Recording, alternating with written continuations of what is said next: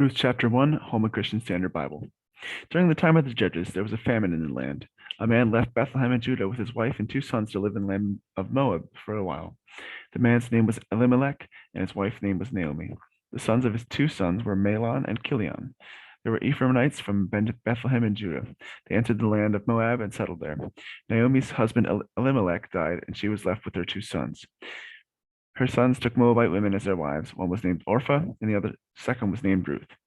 After they lived in Moab for about 10 years, both Mahlon and Chilion also died, and Naomi was left without her two children and without her husband.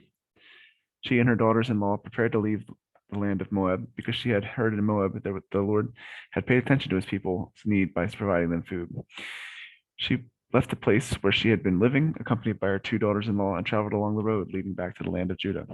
She said to them, "Each of you go back to your mother's home. May the Lord show faithful love to you as you have shown to the dead and to me.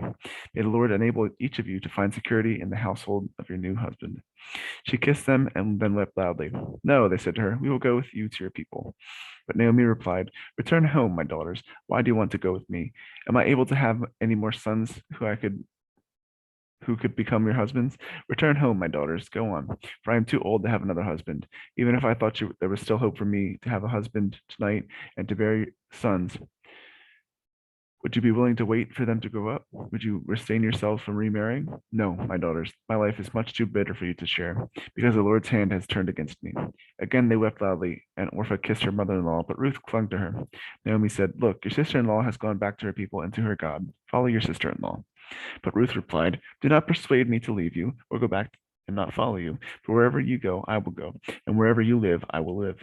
Your people will be my people, and your God will be my God.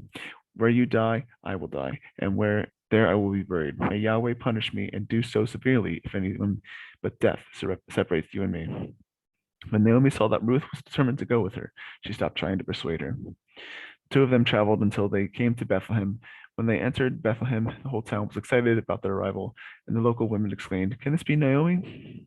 "Don't call me Naomi. Call me Mara," she answered, "for the Almighty has made me very bitter. I went away full, but now the Lord has brought me back empty. Why do you call me Naomi, since the Lord has pronounced judgment on me, and the Almighty has afflicted me?"